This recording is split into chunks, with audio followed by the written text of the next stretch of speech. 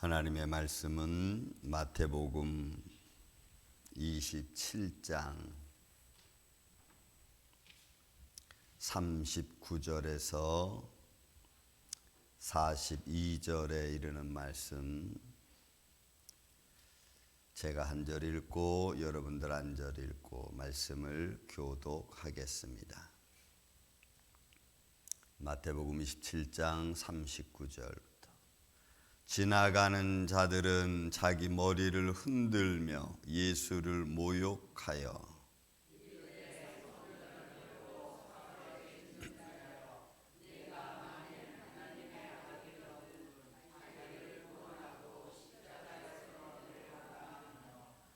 그와 같이 대제사장들도 서기관들과 장로들과 함께 희롱하여 이르되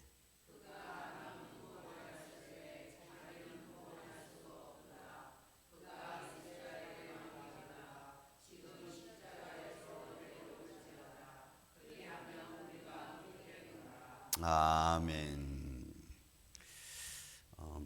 여러분, 우리가 성경을 읽으면서 저는 성경을 읽을 때에 그 말씀 속에 담겨져 있는 배경을 저는 좀 중요시합니다. 말씀 속에 담겨져 있는 그 안에 들어가서 보이는 여백, 그러니까 환경이죠. 이 단어가 가지고 있는 환경. 왜냐하면 그래야 우리가 좀 더 현실적으로 우리가 입체적으로 하나님의 말씀을 볼 수 있기 때문에 그렇습니다. 이런 표현을 김호경 기독교학 교수 되시는 분은 이런 표현을 썼습니다. 성경의 여백을 읽어봐라 라고 하는 말을 썼어요. 그분의 말도 제가 지금 표현한 것처럼 성경이 글 속에 가지고 있는 시간적 여백, 그거를 볼 수 있는 눈을 가지면 성경이 더 잘 보인다는 거죠. 그런 입장에서 오늘 여러분들 말씀을 좀 보기를 원합니다. 여러분 보세요. 지나가던 자들은 자기 머리를 흔들며 예수를 모욕합니다. 지나가던 사람들은 파라류오마이라고 하는 단어를 가지고 그냥 십자가를 쳐다보면서 이렇게 가는 겁니다. 이러고 가는 사람들입니다. 그 지나가는 사람들이 십자가에 달린 죄수들이죠. 예수님과 더불어 좌우편에 선 강도들입니다. 그리고 그 모습은 너무 비참하고 창피하고 아주 모욕적이고 그런 현장이죠. 왜냐하면 앞절에 보면은 33절부터 35절, 36절에 보면 35절에 이런 표현을 씁니다. 그들의 예수를 십자가에 못 박은 후에 그 옷을 제비 뽑아 나눴습니다.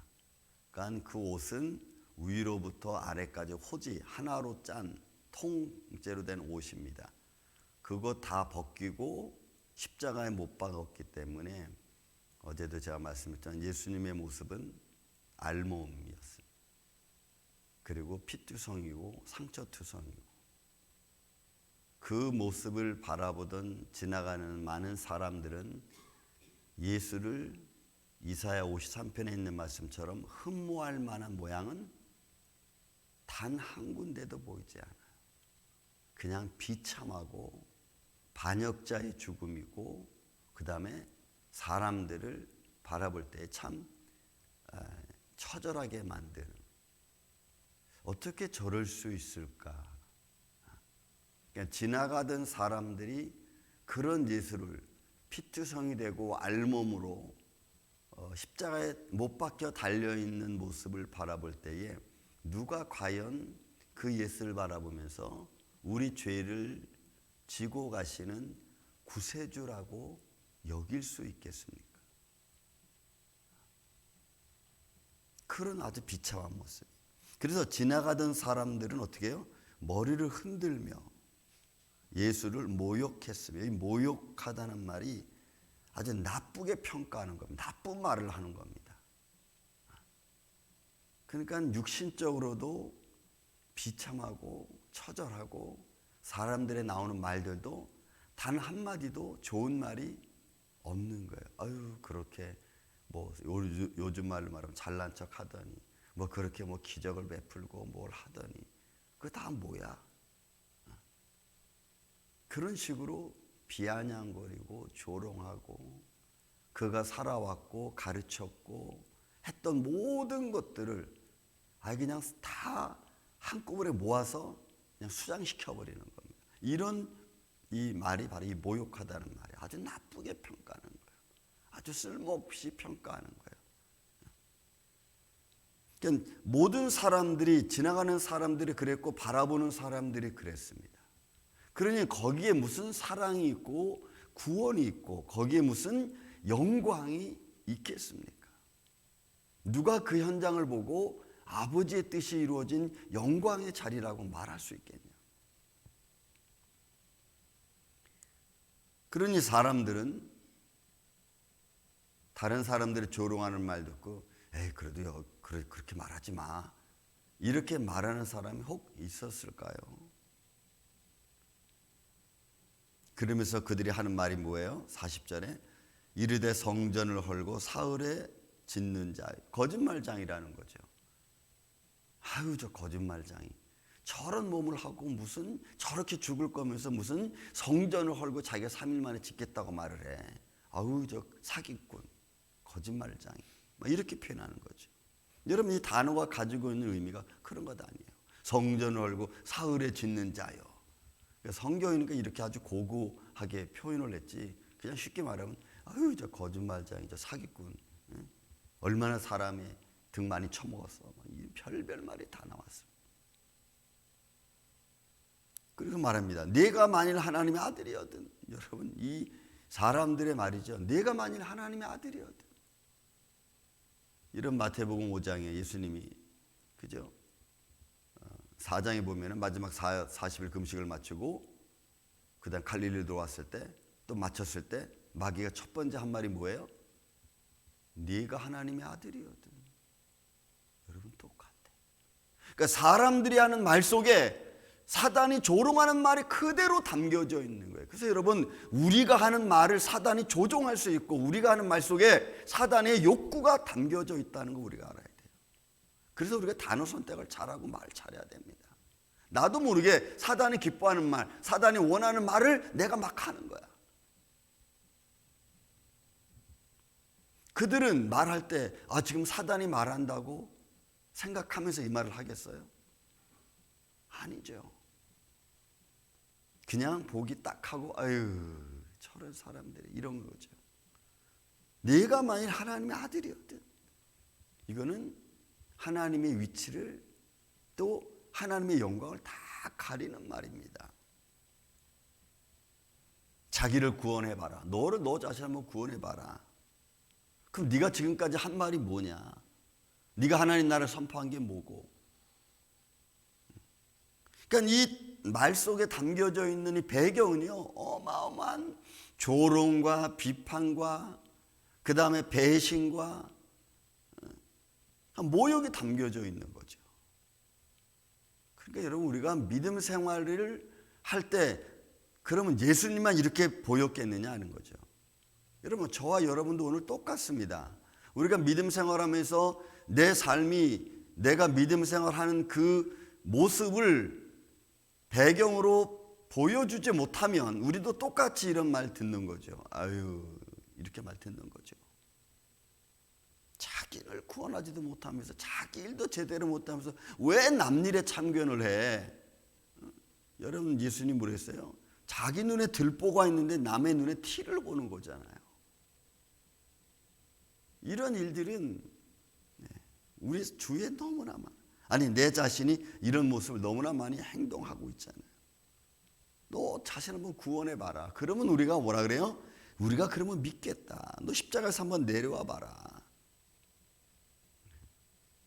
그러니 이런 조롱과 모욕과 그죠? 하나님의 영광 가리는 것은 이루 말할 것도 없고 이런 현장 속에 누가 예수 그리스도를 우리의 구원자로 믿을 수 있겠냐 이 말이에요.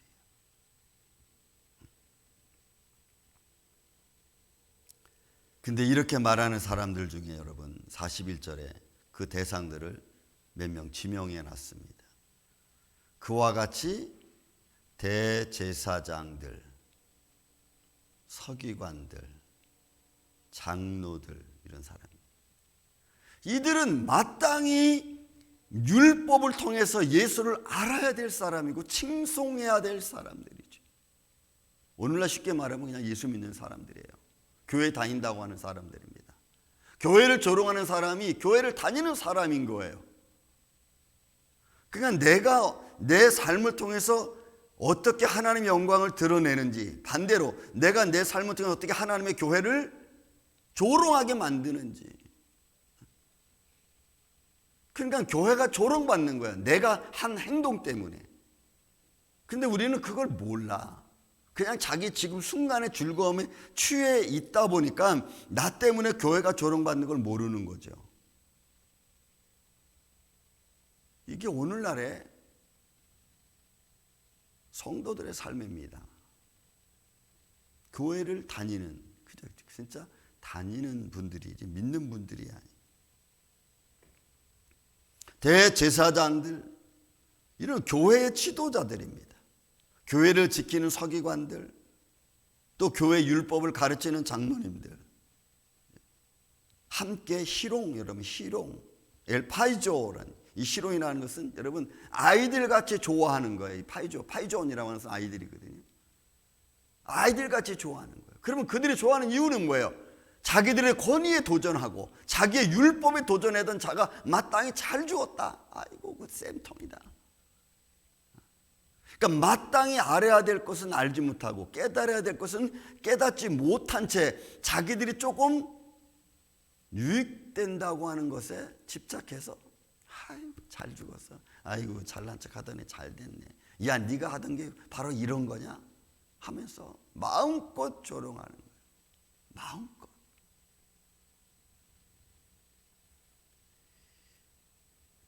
우리의 믿음 생활과 삶의 모습은 어떠해야 될까? 그러니 여러분, 우리가 주님을 사랑한다면 그 사랑의 깊이가 내 삶 속에 어떻게 우러나야 되는가? 제가 가정 들어가면 가끔 신방 가면은 신방에다 그 하면은 벽에 여러분들이 무슨 과일즙 같은 거 이렇게 담아놓은 게 있습니다. 뭐 한 달이 되고 두 달이 되고 어떤 데는 1년이 된 거, 2년이 된 것도 있죠. 의미가 뭐죠? 그것을 묵혀서 맛을 내고 더 맛을 깊이 하고 향기롭게 하는 거잖아요.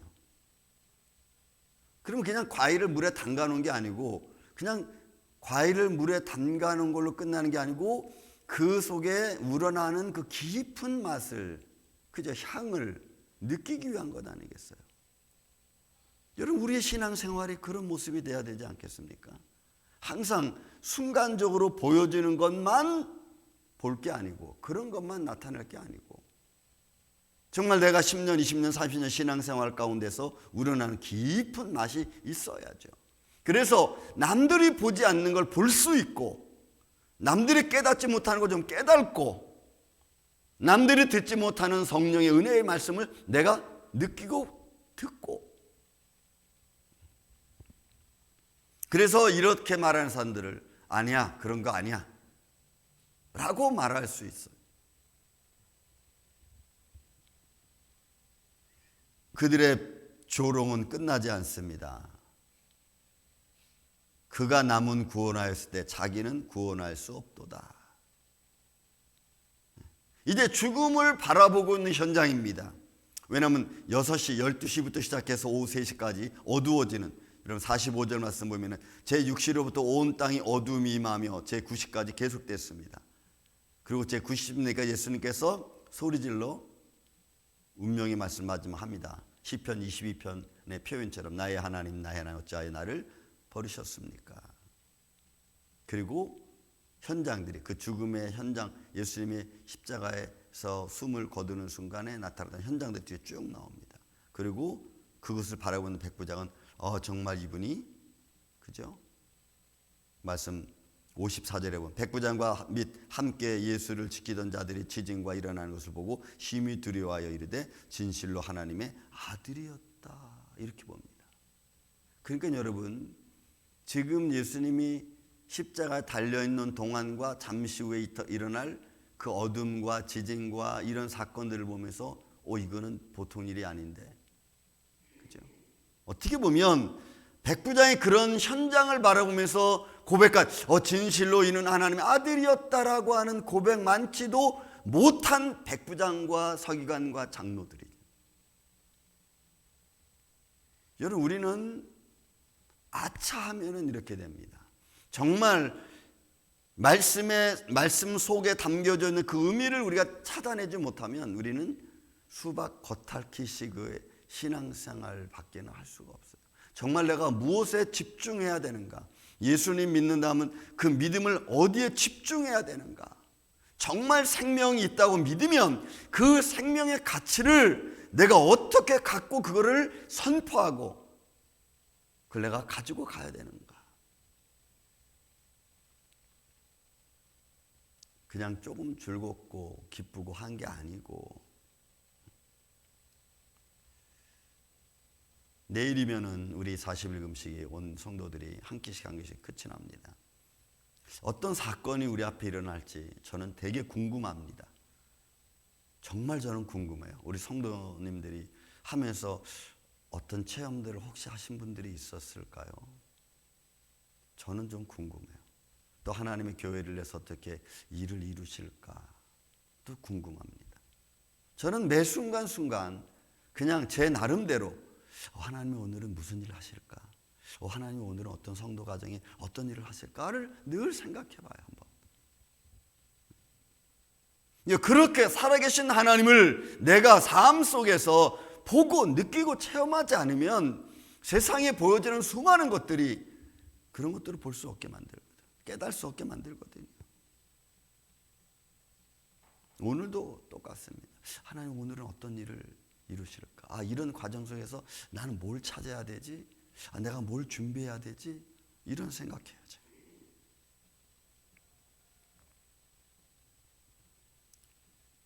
그들은 표현합니다. 지금 십자가에서 내려올지어다. 그러면 우리가 믿겠노라. 이 말은요, 원어적으로는 거예요. 네가 왕임을 한번 증명해봐. 이거예요. 네가 구원자라는 거 증명해봐. 이런 말이에요. 사람들은 이런 현실적인 걸 요구합니다. 그러면 우리가 믿겠다. 내가 이렇게 되면 내가 예수님 교회 다니겠다. 내가 이렇게 되면은 내가 한번 예수님 한번 생각해 보겠다. 여러분, 생명은 딜의 조건이 아닙니다. 예수님을 믿는 것은 딜이 아닙니다. 공은 이미 던져졌고 그 공은 다 우리한테 와 있어요. 내가 그걸 잡고 그 공을 갖고 사용하면 그 가치가 내게 있는 거고 그냥 이건 뭐야 쳐버리면은 나한테는 아무 가치가 없는 거예요. 이미 구원의 모습은 믿음의 모습은 우리에게 던져진 거죠. 예수님은 선포하셨고 그 선포한 말씀은 이미 온 세계에 선포된 말씀으로 지금 나오고 있잖아요. 던져졌잖아요. 여러분 마지막 말씀이 그거예요. 야 네가 왕이야. 야 네가 그럼 구원자야. 그럼 한 번 더 내려와 봐. 그럼 내가 믿을게. 여러분이 갖고 있는 증명해봐.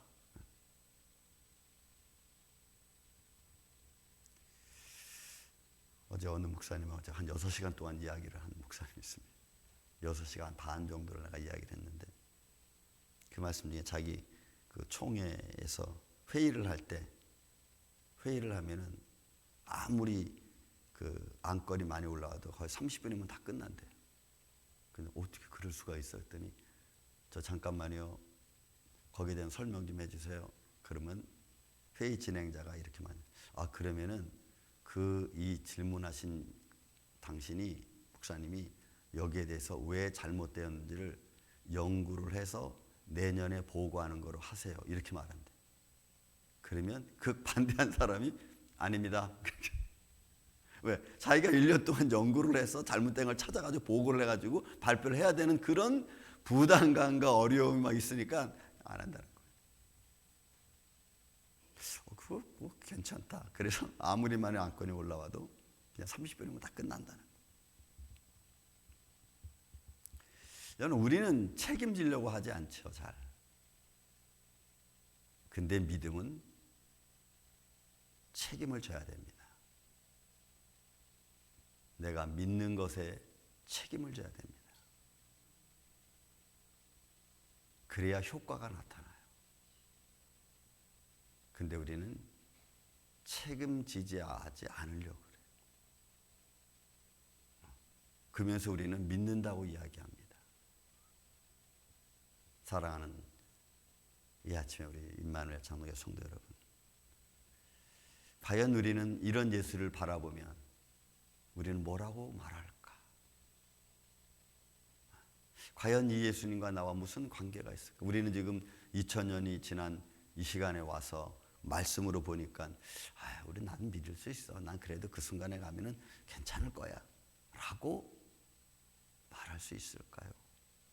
저도 이 현장에 가면은 과연 진짜 저분을 예수로 구세주로 믿어야 될까? 저분이 그동안 선포한 하나님 나라를 내가 정말 믿어야 될까? 라는 의심이 생길 것 같아요. 다시 한번 우리의 심정을 바라보고, 만약에 내가 이런 마음을 조금이라도 갖고 믿음에 대한 책임이 없는 모습이 있었다면 한번 나를 좀 돌이켜보고, 이런 사단이 좋아하는 말들, 하나님의 영광을 가리는 이런 말들을 우리는 현실적인 현장 앞에서도 조금은 생략하고 하나님의 영광을 같이 믿음으로 드러낼 수 있는 그런 이 아침 우리 임마누엘 장로교회 저와 여러분 되시기를 주의 이름으로 축원을 드립니다. 우리 찬양 다시 부르고